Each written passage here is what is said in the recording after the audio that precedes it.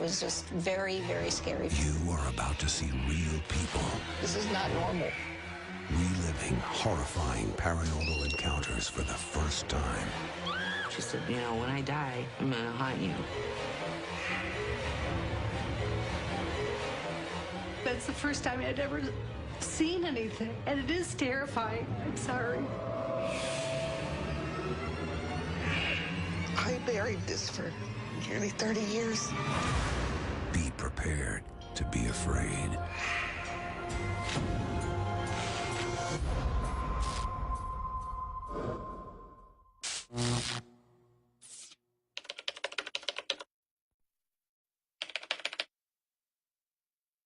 Paranormal Survivor 2, story number 17, take 1. After Anita Spiro and her family moved into their new house in Oswego in 2006, she was pleased to see her daughter make a new friend.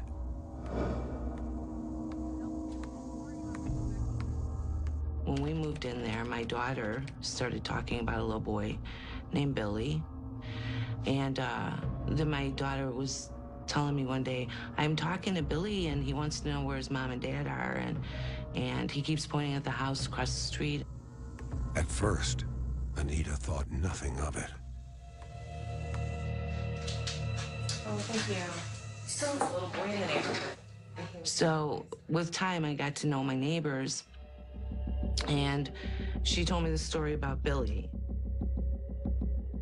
Billy was a little boy.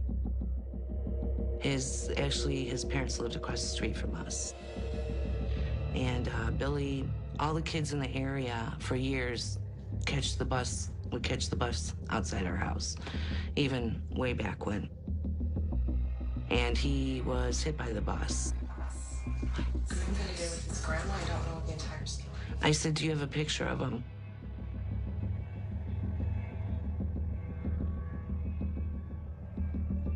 And when my daughter came home, she pointed to it and said, Mom, that's Billy. Oh yeah, he's always crossing down the street to school. He's always out there.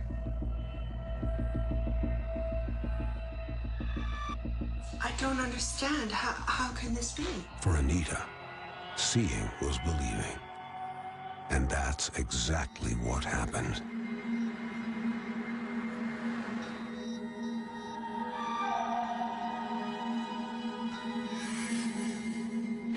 And then I started seeing Billy looking in our window. I've seen little glimpses of him, and it's quite scary. The neighbors also spotted Billy around Anita's home. We've had a couple people that come in and say straight out, I just saw a little boy run into your basement.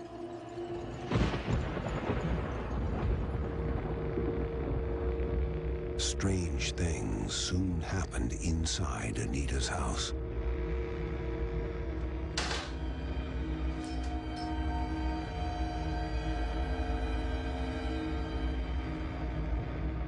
When we come in,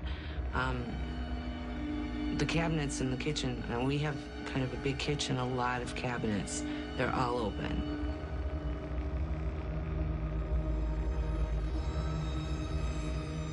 And then by the time you sit down to take your shoes off and go, what's going on? You turn around and they're shut, all of them, and you don't hear them. That's the crazy part. Anita figured it was Billy's ghost, fooling around in the kitchen. She was dead wrong.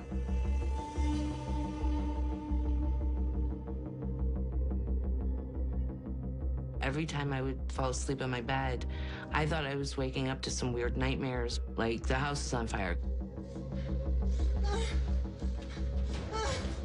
But I felt like I was being shaken awake, like shaken awake.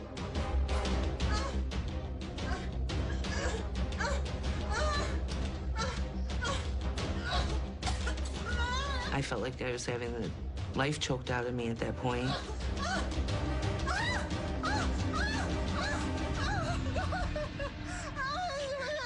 and I'd sit up and there's nothing there, and I thought, I must be dreaming this.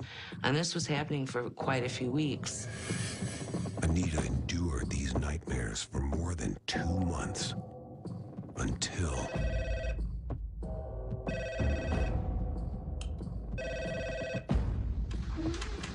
Hello? Yeah, I was sleeping, and my husband woke me up and said, so-and-so's on the phone, and your mom died. And I'm like, oh my God. Even though we hadn't talked in 8 years, you know, it's still kind of shocking. And I said, well, okay, how did she die?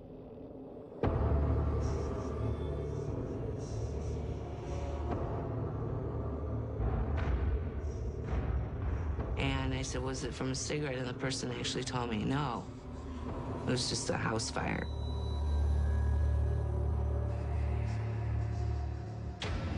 My mom was a drug addict, and I knew she fell asleep with a cigarette. And I said, okay, well, when's the funeral and everything? And the person said, well, it was 9 weeks ago. And I was like, okay, so you're just calling me now. Anita's relationship with her mother had not been easy. She wasn't a real nice person, at least to me. I don't know how she was with other people, but not to me. We had a bad falling out the last time I talked to her, and she said, you know, when I die, I'm gonna haunt you. And she told me that, I'm gonna be around you. So I tried to sleep in my room for a little while longer, but I couldn't do it anymore, and she's a very frightening person. Very frightening. A spirit's personality does not improve with death. And if you were an evil person in life, you got joy out of victimizing people, you're going to try to do the same thing after death. And it brings some sort of sick, perverse satisfaction to that spirit. It seemed Anita's mother was making good on her threats. But Anita's retreat to the couch did little to escape her mother's wrath. The other day I was putting my makeup on, and the lights flicker on and off.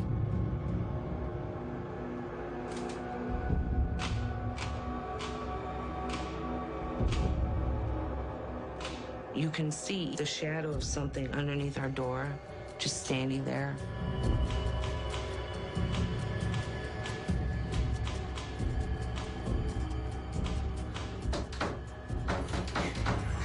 It feels like someone's standing outside the bathroom door holding the door shut. And that time I did hear her. And I mean, she cackles like a witch. It's not like a human. And I don't know if they do that purposely, but it's very scary.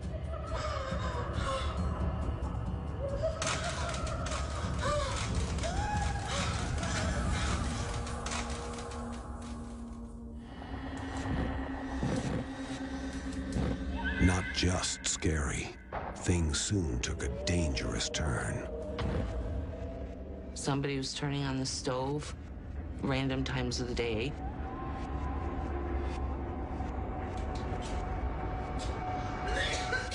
So you'd hear the tick, tick, tick, and it would be on, and just either gas, you could smell the gas.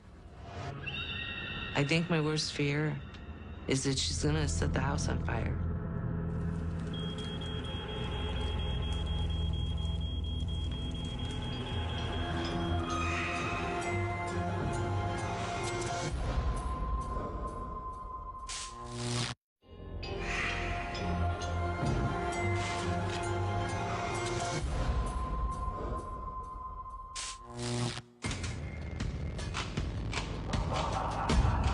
Anita Spiro had been tormented by the spirit of her estranged mother, who had returned with a blazing vengeance.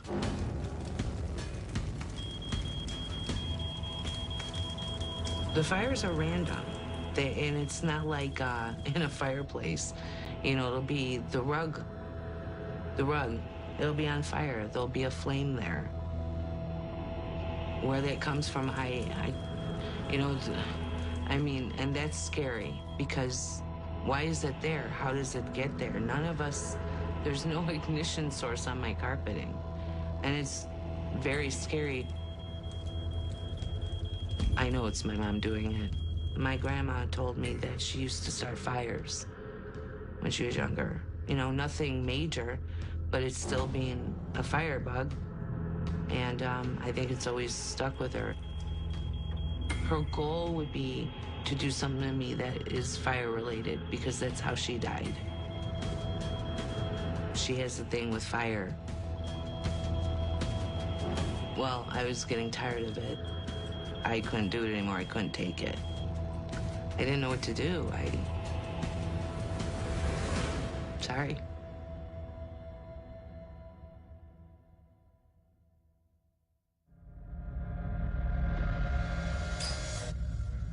Anita sought help in paranormal investigator Dale Kazmarek and his team. When I first met Anita, she was not in the very best of emotional states. She was very distraught. And she probably thought she was going crazy for a bit. And that kind of really drained upon her senses. So when she contacted me, she wanted some peace.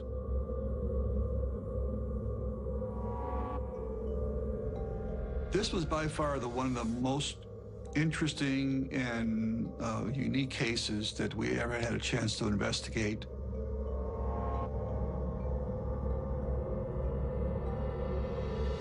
We were doing an EVP session upstairs in Anita's master bedroom, my EVP Central Electronic Voice Phenomenon. We were all sitting around the bed. We had asked a question, did you die in a fire?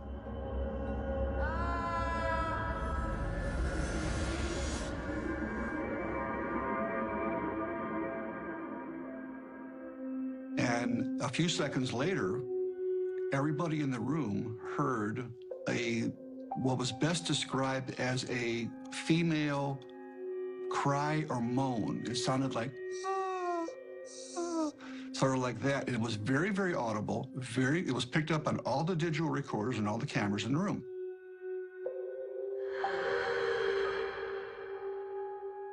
A follow-up question said, is that you?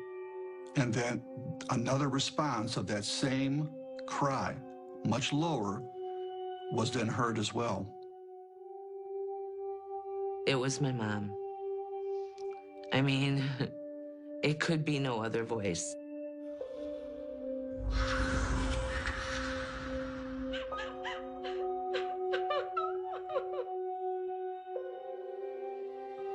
I mean, so strong, like she was still alive.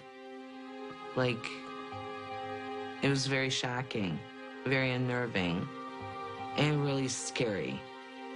It was like the answer I was waiting for, but now that I have the answer, now I'm really scared, really scared.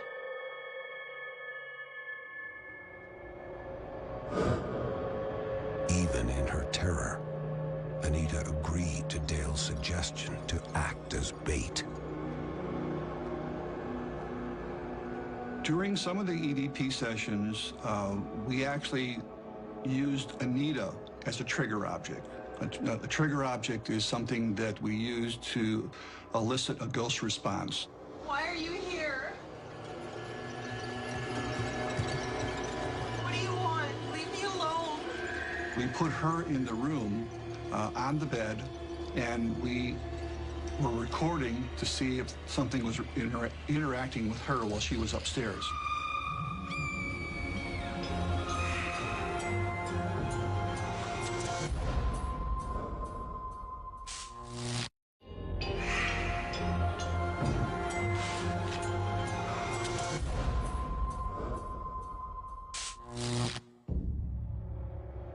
Anita Spiro had called in paranormal investigators to help her get rid of her mother's evil spirit. We put her in the room to see if something was interacting with her while she was upstairs.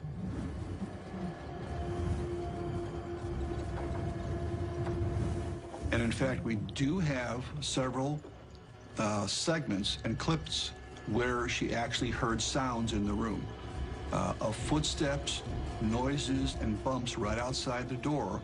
And we were all downstairs at that time monitoring, so there was nobody around.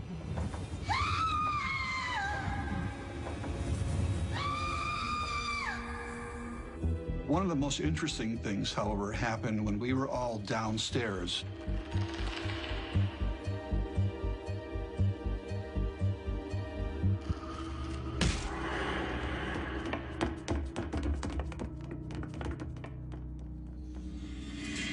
Suddenly, we heard the sound of several people running down the hallway. And it was very definite footsteps, patter of feet running from the direction of the bathroom over our head and disappeared. The different pyrokinetic activity that was seen and witnessed by Anita and others in her home, I would put my bets that most likely it was Anita's mom that probably is creating that activity rather than a poltergeist because of the way Anita's mom died.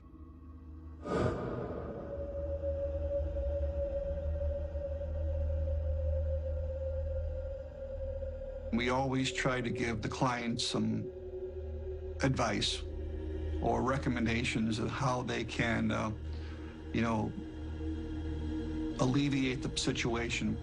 One is to be very assertive about yourself and say that this is my home, you don't belong here, and to simply get out. Another thing I told her to do was to, you have to take over your room. You have to sleep there, no matter what happens there, and not let anything drive you out of your bedroom. Right now, we're kind of still working at me taking my control back in my room. Going up there and sleeping and not being afraid. I haven't quite gotten there, but I'm working on it.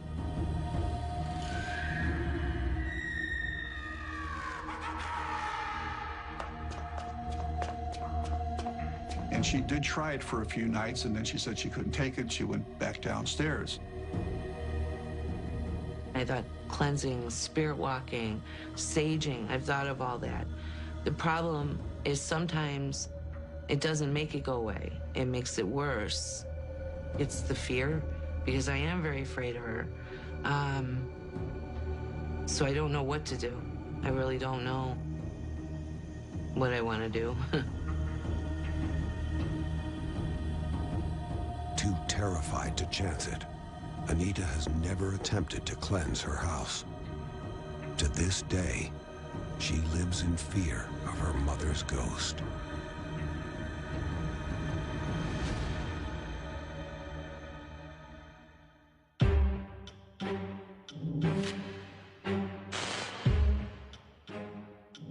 Not all family phantoms mean harm. Sometimes a dead relative just isn't ready to move on. Or rather, move out.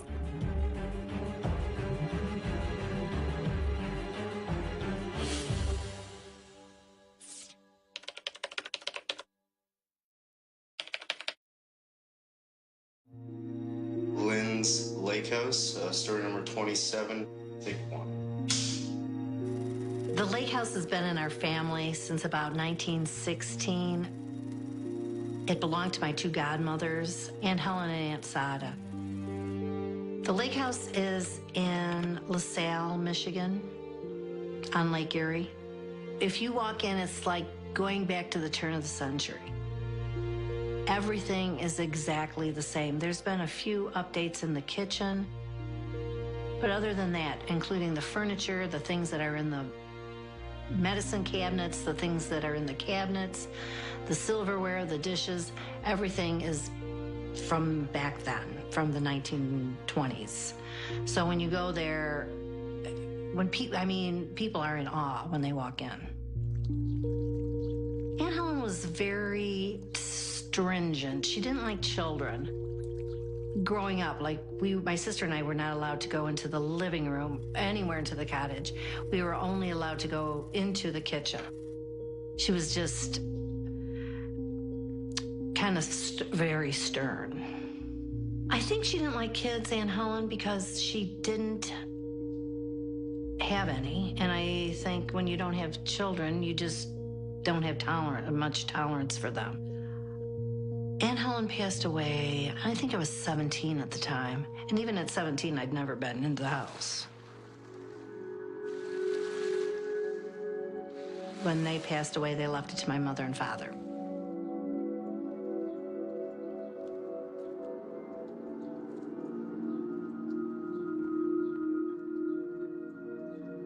When we first started going into the lake house, it's a funny feeling. I don't know how to explain it.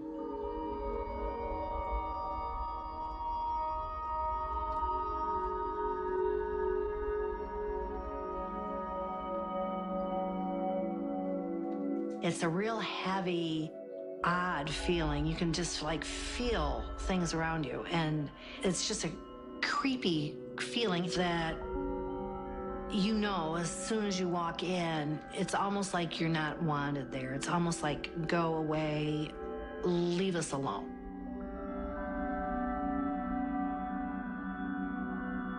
Lynn tried to ignore the message, but it only got louder.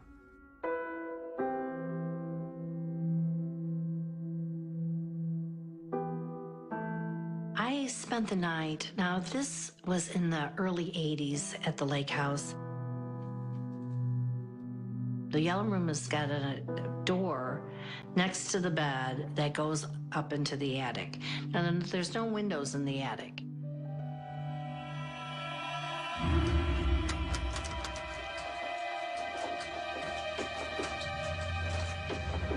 The entire night it started, and the door was just shaking, and then it would get harder and harder.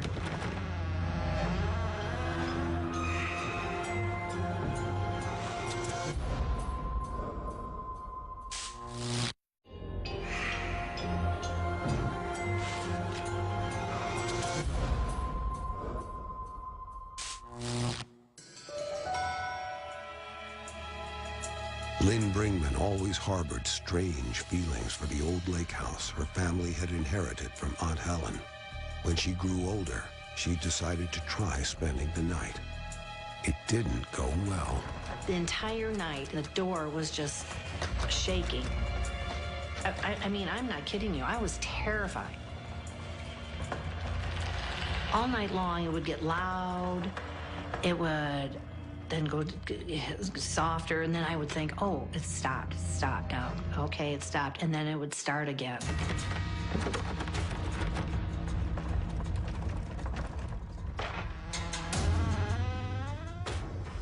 I was like a little kid hiding under the blankets, and that's exactly what I was doing.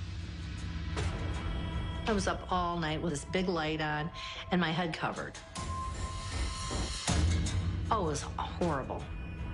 That's the first time that there was solid proof that something was not quite right.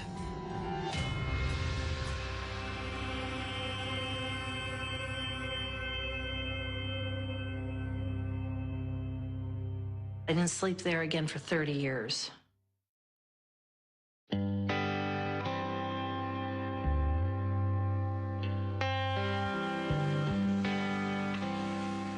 Lynn didn't stay away completely.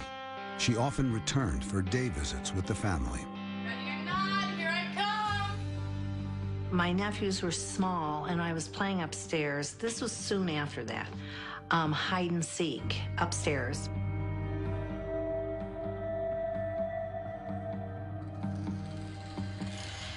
My mom was downstairs, and she was saying, come on, Lynn, come on down here. We want to go for dinner. And I said, as soon as I find the boys, I will be down. Everyone was downstairs, and my aunt was looking for us, and then she heard a voice call out to her.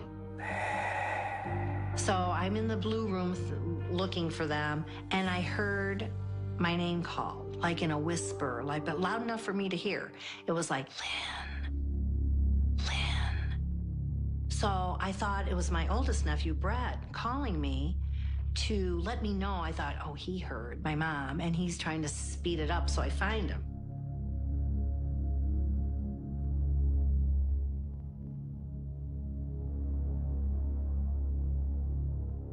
So I walked into the room.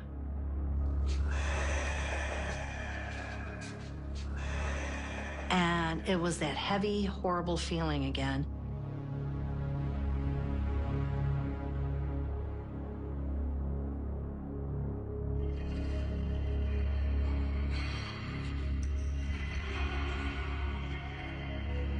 You can feel it. You can feel that feeling of just get the hell out of here.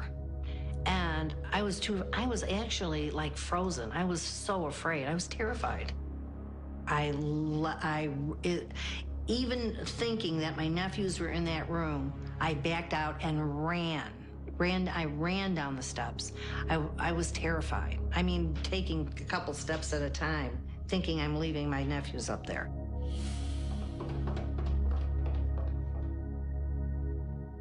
Come to find out, as soon as I got down there, nobody was up there with me. I was by myself. She found us down there, and so nobody was upstairs. My nephews were hiding behind a door downstairs. That was my Aunt Helen's room. There was no question in my mind. I mean, I knew it was Aunt Helen and Aunt Sada, and I was the only, even though I was 25, 26 years old, I knew I was still young enough that they did not want me there. Lynn's nephews, now grown, had their own story to tell. It wasn't until later when I had my first experience I was like, okay, maybe it's just not crazy Aunt Lynn telling ghost stories or my mom telling stories. I mean, it's, you know, there's some credibility to these claims.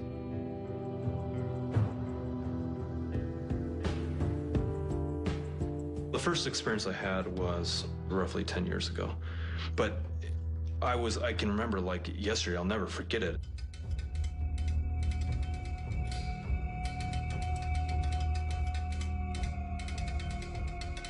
I was in the twin bedroom and I was asleep, and all of a sudden the fan next to me came on.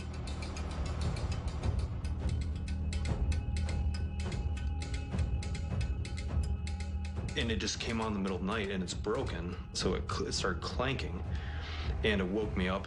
I was like, oh my God, like first it shocks you because it's so loud, but then I looked to see, it's the type of fan, it's old, so it's not just a push button.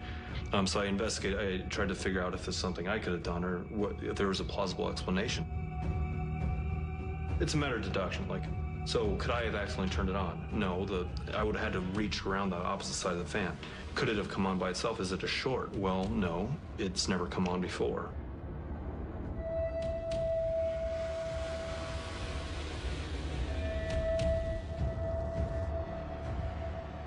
I even talked to some people about it to make sure I wasn't just crazy or, you know, making up stuff, and nobody else could figure out anything else. We couldn't accidentally get the fan to turn on by hitting it the next day. I mean, we tried anything, shaking it, nothing could get it turned on. The experience frightened me. It sent shivers down my spine.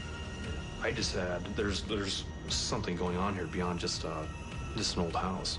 Spirits have an electrical energy of their own, and when they're manifesting or trying to communicate with you, that energy can interfere with these electronic devices and even turn them on when they're not plugged in.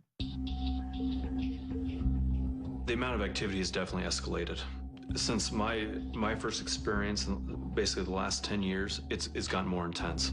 Everybody who goes there has an experience at some point.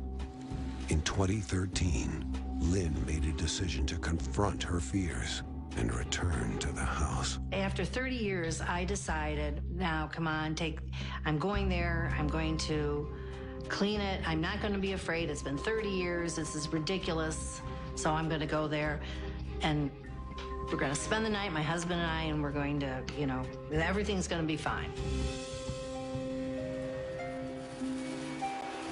So I'm upstairs vacuuming.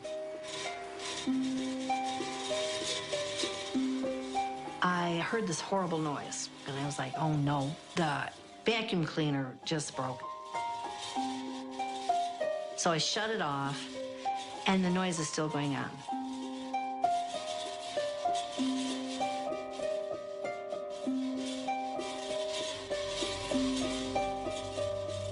So I follow the noise.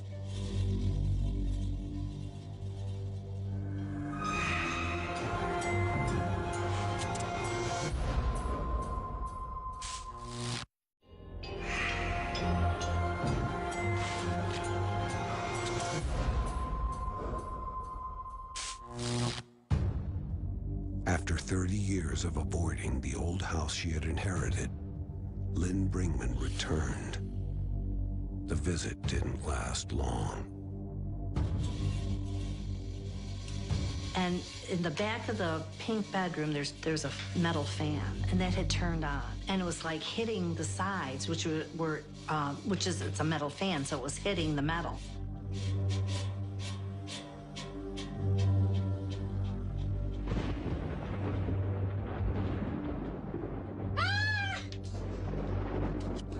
And a storm brews, and the electricity blows up. No electricity. And I'm like, oh my, and it's pitch black.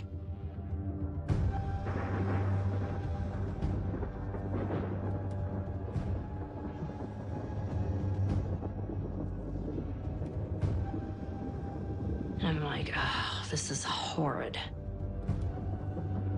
Unable to continue her work, Lynn decided to go to bed.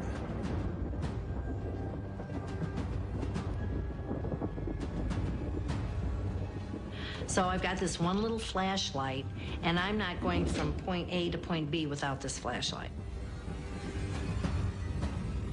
So I go to bed, and I put the flashlight on the nightstand. And I tossed and turned, and it was okay, and I fell asleep. Then I woke up in the middle of the night, and I had to go to the bathroom. I reached for the flashlight, and I couldn't find the flashlight. The flashlight is no longer on the nightstand.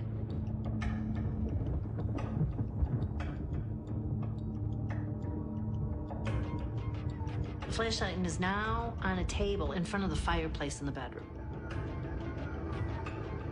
I would never in a million years gone from there to here without a flashlight. I wouldn't have done it. Some spirits may be being playful and hide objects to confuse you.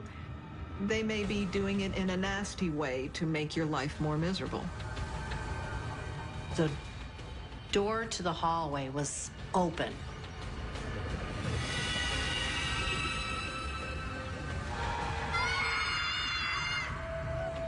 But in the middle of the pitch black is a darker than the dark figure, and it's kind of not glowing, but kind of moving. There's movement to it. It's hard to describe because the place is pitch black, and it's even darker in the middle of this with that movement. I mean, it was horrible.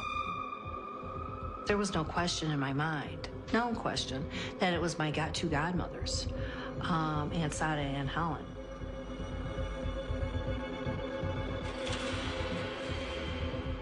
Well, that's the first time I'd actually, I had smelled things, I had felt things, I had heard things. This is the first time ever.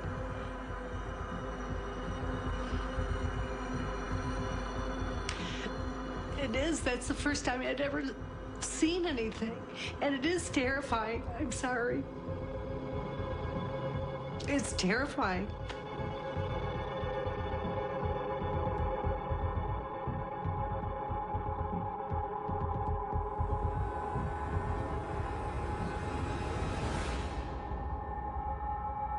After I saw that figure, I was thinking, get out of this house. I wasn't thinking anything else. After the 30 years and all that, I thought, I'm doing it, and all this happened. I thought, the only thing I could think of was get out of this house. There was nothing else crossing my mind. Shadow figures are considered a more negative type of entity, and when you see one, it probably has some sort of negative connotation. Something bad might be about to happen.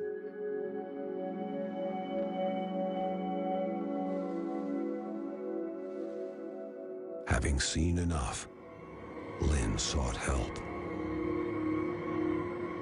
We decided to bring in a paranormal team just to see for sure, because everybody felt like this overwhelming feeling of, now I personally felt like dread, you know, just being in there. We wanted confirmation. We wanted to know what was in the house or who was in the house. Our team's been around since 2007. We've worked on well over 400 cases till date. The first time we pulled up to this property, it looked like an old creepy lake house. You kind of got the chills seeing it.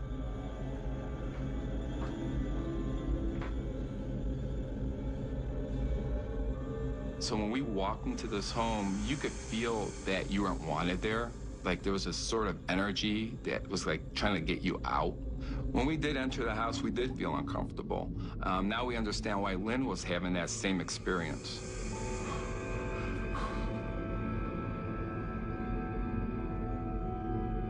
When you feel that sort of energy, you kind of have to beware because you don't know what you're stepping into.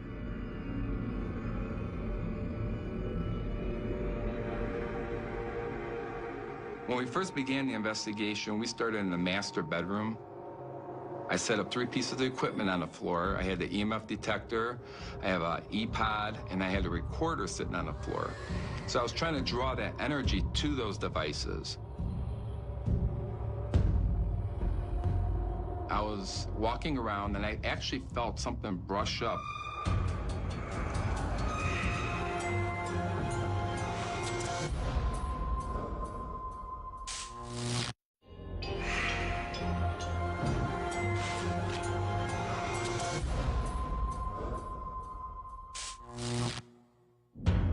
Lynn Brinkman had brought in paranormal investigators to scavenge her family's old lake house for ghosts.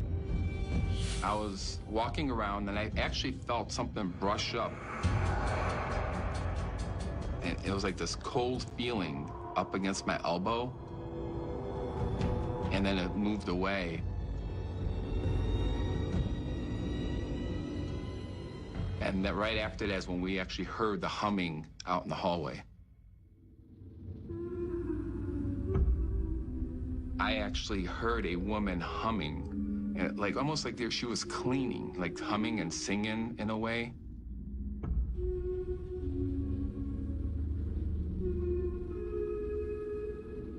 At that moment, I was actually holding a camcorder, and I heard some scuffle straight ahead of me.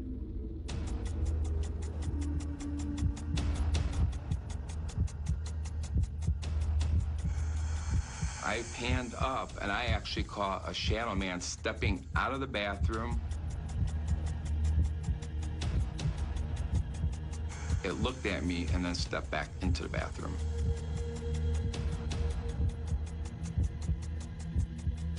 I was like, holy.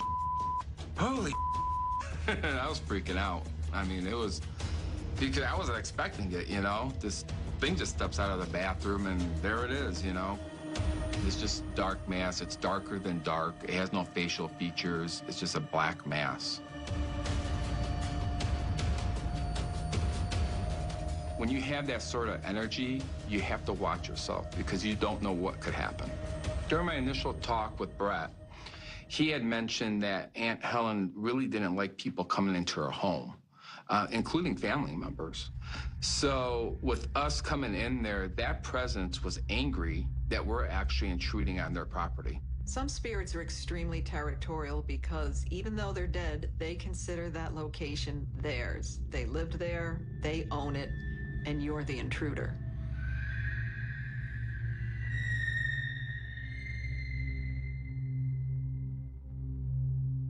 When we caught that humming upstairs, we went to Lynn and actually played the evidence for her, and she had mentioned that Aunt Helen would always hum and clean up in that area.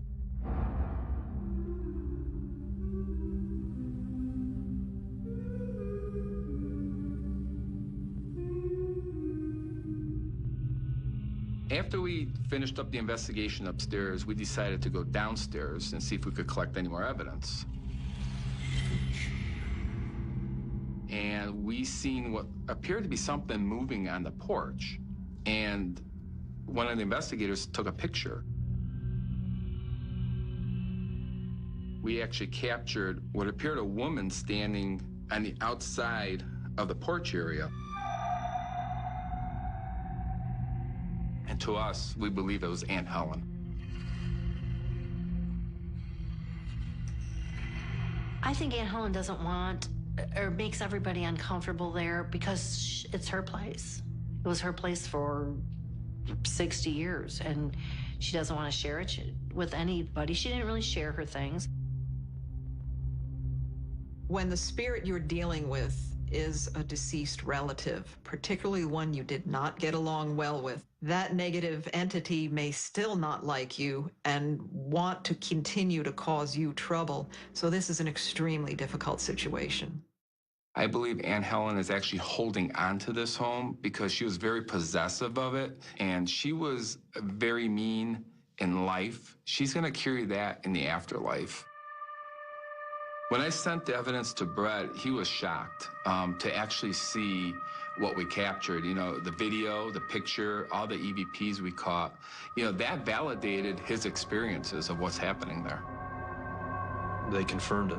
They confirmed who we thought, and they gave us confirmation that there's definitely something going on. The option to cleanse the place was given to us. We decided not to do it. It's also family, you know.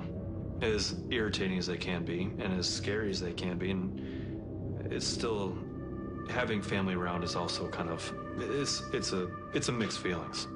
A lot of scary experiences, but also a lot of stuff that you're okay with too. You know, for them to know that it could possibly be Aunt Helen, maybe they'll feel more comfortable going there. You may be reluctant to get rid of the spirit of a former family member because families are supposed to take care of one another, and you might feel a lot of guilt when you are trying to rid an entity from your house of someone you maybe grew up with. Everybody who goes there has an experience at some point, and if it does get worse, maybe we'll have the house cleansed. And certainly the intensity, I mean, the shadow figures, the feeling, the saying, the voices coming in your head saying, "Get out." I mean, those are pretty intense experiences. And if they keep up, she might have to get the boot. For now, the lake house remains in the family. But Lynn and Brett spend little time there, letting Aunt Helen enjoy it all to herself.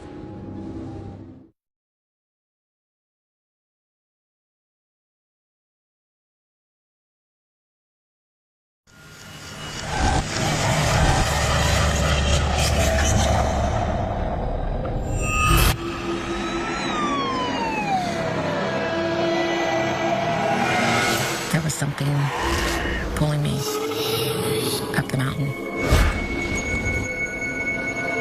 Chris would come back from the grave just to protect him. I really don't know what it was. I can't explain it. And I think nobody's going to believe what's happening. She'd had premonitions before, but this was so real. She died on impact.